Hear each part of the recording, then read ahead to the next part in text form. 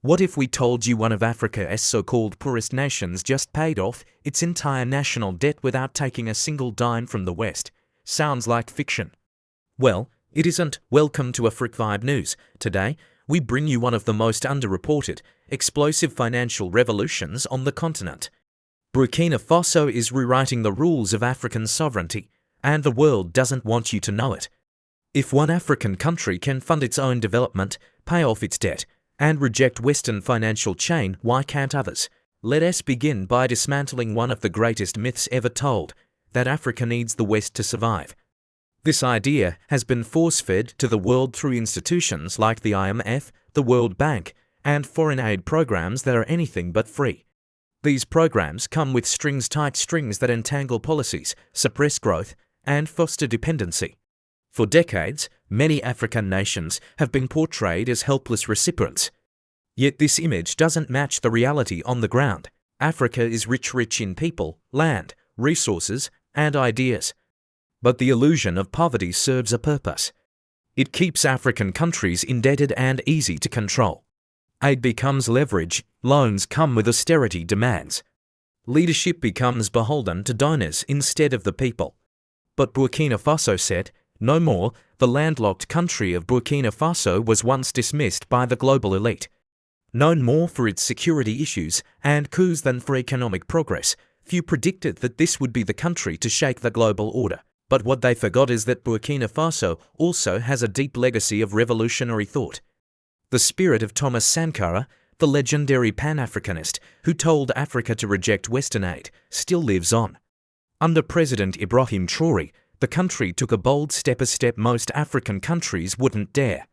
It decided to fund itself from within, rather than begging international lenders. Burkina Faso issued domestic bonds. These bonds were purchased by everyday citizens, local banks, pension funds, and even small businesses. Suddenly, the power of national finance shifted inward. Burkinabè people were investing in Burkinabè development. Traoré's government created a circular economy. Money stayed within the country. Trust grew, the sense of ownership surged. And in time, the bonds funded not just debt repayment, but infrastructure, education, and national pride. The West didn't see it coming.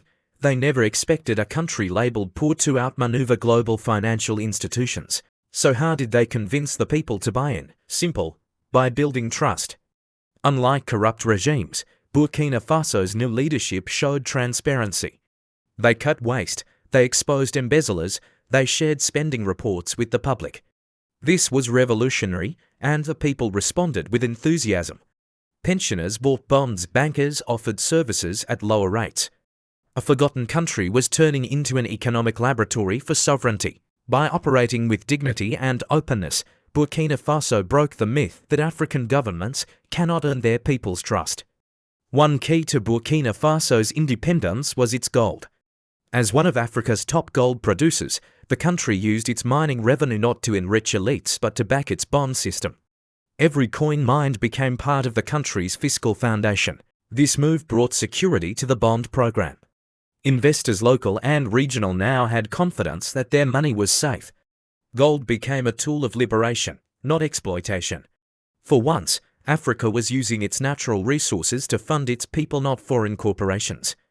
Burkina Faso made headlines when it stopped working with the IMF and the World Bank. This decision shocked many. How could a nation possibly develop without these institutions? But the truth is, these institutions often trap countries in debt cycles. They demand cutbacks to health, education, and public investment. Burkina Faso rejected that path. Instead, it created its own. The people didn't want policies crafted in Washington or Brussels. They wanted decisions made in Ouagadougou, and of course, the West didn't take this quietly. Sanctions came fast, aid was frozen, Burkina Faso was isolated.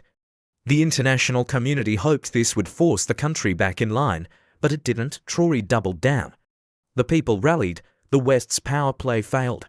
This wasn't just an economic rebellion, it was a declaration of independence.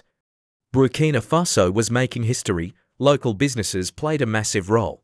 From big manufacturers to rural farmers, the private sector invested in the new vision. They bought bonds, funded infrastructure, and boosted employment. This wasn't just patriotism, it made good business sense. With stable policies and growing infrastructure, profits followed. The myth that Africa's private sector is too weak died in Burkina Faso. Business became the backbone of the revolution. So where did all this money go? Into roads, schools, energy grids. Local industries, citizens saw the impact quickly. Roads were paved, markets were rebuilt. Students returned to classrooms. This was not development in theory. It was development in action, the biggest change, the mindset.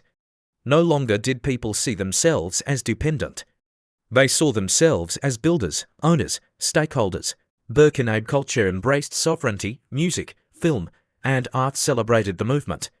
A new identity was forming, an identity rooted in pride, power, and progress. The country had reclaimed its soul. The revolution didn't stay within Burkina Faso's borders. Its success sent ripples across West Africa. Neighboring countries started asking, if they can do it, why can't we? Governments from Mali to Niger began exploring domestic debt markets, nationalizing resources, and rejecting exploitative aid packages. Pan-African dialogues were reignited. Burkina Faso became a symbol, a test case, a source of hope. Afrique News can confirm that grassroots movements in several African nations have cited Burkina Faso's strategy as their inspiration for seeking financial independence. As the economy soared, so did the arts. Filmmakers, poets, and musicians began capturing the country's transformation. Documentaries on Burkina Faso's self-reliance went viral across Francophone Africa. Rap verses glorified the new nationalism. This wasn't just about money, it was about meaning. A cultural identity long buried under colonial scars was being reborn, fierce, African, and unapologetic. Young people became the true engines of this revolution. Burkina Faso's youth led online campaigns, developed fintech tools for bond purchases, and created educational content explaining economic sovereignty. A generation that once dreamed of leaving now dreamed of building. They didn't want to flee to Paris, they wanted to make Ouagadougou the next Lagos, the next Nairobi. Burkina Faso proved that when young minds are empowered, no dream is too big. Burkina Faso's success is now being studied by economic think tanks across Africa. Not because it followed a blueprint, but because it created one. A blueprint based on trust, domestic strength, cultural pride, and resilience. The continent has long needed an example of self-reliance that works. Now it has one. And as we close, it's impossible not to mention the man who planted the seed, Thomas Sankara. Decades after his assassination, his ideas have risen again. In Burkina Faso's bold journey toward debt freedom, we see his legacy burning bright. This is the Africa he dreamed of, independent, fearless, united. And today, that dream no longer seems distant, it is being lived. This has been Afrique News reporting a story they didn't want you to hear.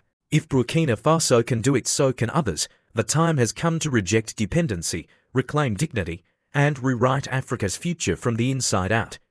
Thanks for watching. Subscribe and join us as we continue unveiling the stories that define Africa, not from foreign eyes, but through the lens of our people. Stay tuned, the revolution is just beginning.